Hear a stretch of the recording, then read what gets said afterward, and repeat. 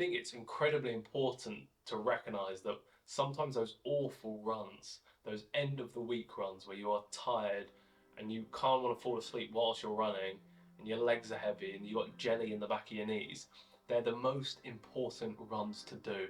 They're like the ultimate tool for training for long distance.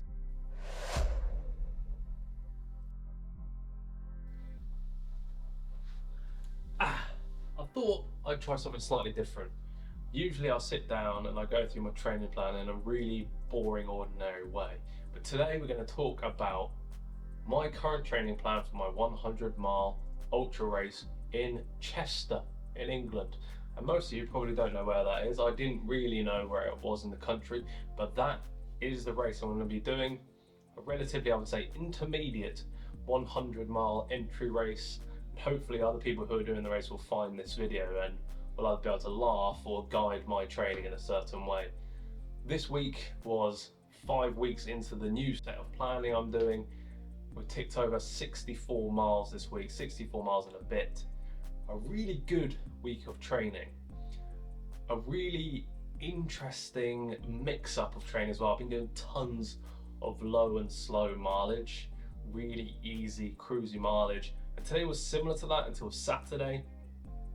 I think we did 8 miles on Tuesday, 8 miles on Wednesday, 8 miles on Thursday, take that back, 10 miles on Wednesday, 8 miles on Thursday, 8 miles on Friday, all easy and slow, nice and chill.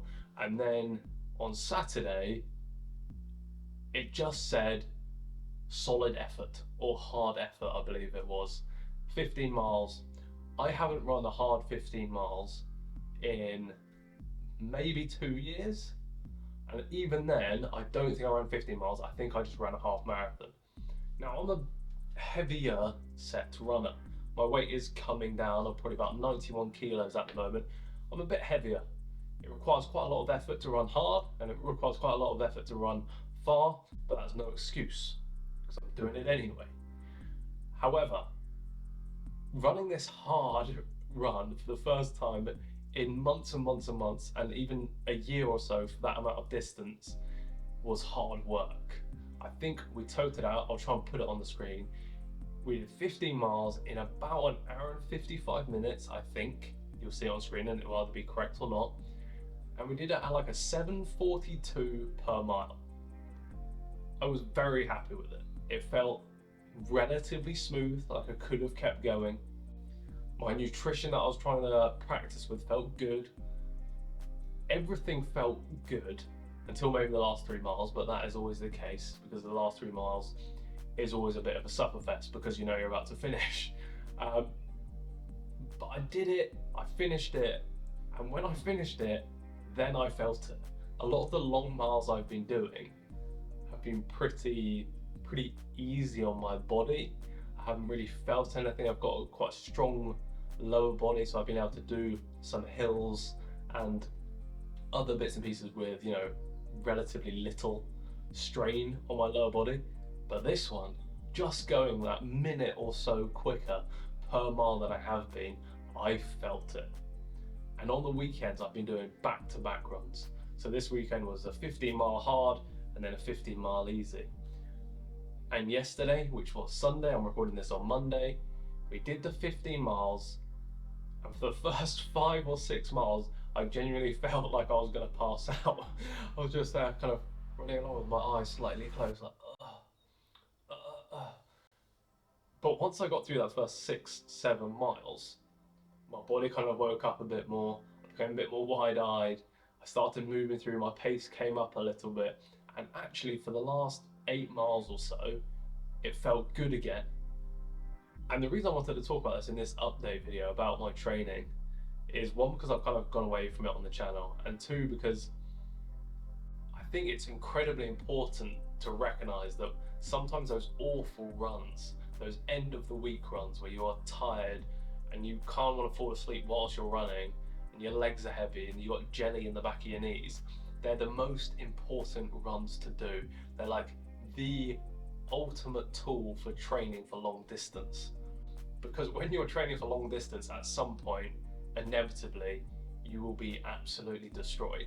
and you'll literally have jelly legs and all those things.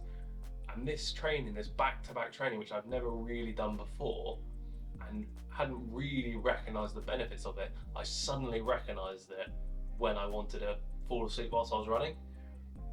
I recognized that, like, so this is the point where you want to quit. This is like creating the wall, but over multiple days, and then going through it and getting used to being uncomfortable, and then suddenly recognizing that you have a second wind.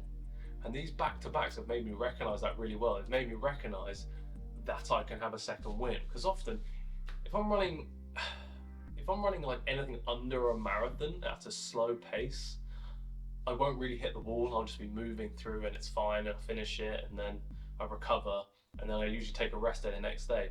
But having these back-to-backs, and then particularly a back-to-back after a hard effort, I felt the effects of the hard effort. I felt heavy-legged, heavier breathing. My heart rate was elevated because I was in recovery mode.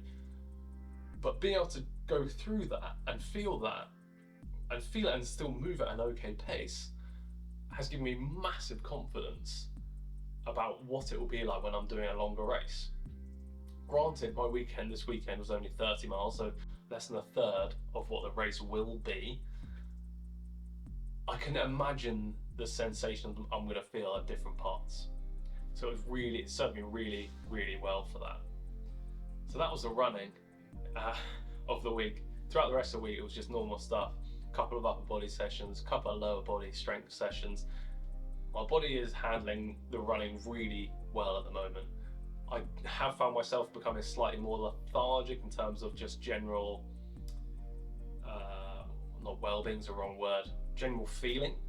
But I think that's probably just because my body weight's come down like nearly 9.5 kilos since the beginning of January. My running's increasing to nearly 70 miles this week. I think it's just like a collision of the things. But actually, in a weird way, that feeling of feeling bad and then still training is really satisfying. It's like I can still run 10 miles even though I feel bad, and it's like I'm ready to do more. I'm like, give me more. Today, Monday, basically a complete down day, but I'm ready for my 10 miles tomorrow. So if anyone who's going to be doing the Chester 100 mile in May has managed to find themselves onto this video, please drop me a comment down below and let me know the training you're doing and your experience with the course and all those things, because I have no idea and I would love to hear it. But that was a quick breakdown of what I've been up to this week. And for those of you who have continued to donate to Doctors Without Borders, it is greatly appreciated. I'm going to try and at least push one of these out every week for those who've been kind enough to donate. So thank you very much for watching. And if you want to watch some of the not so my training related videos, you can click those now. So thank you.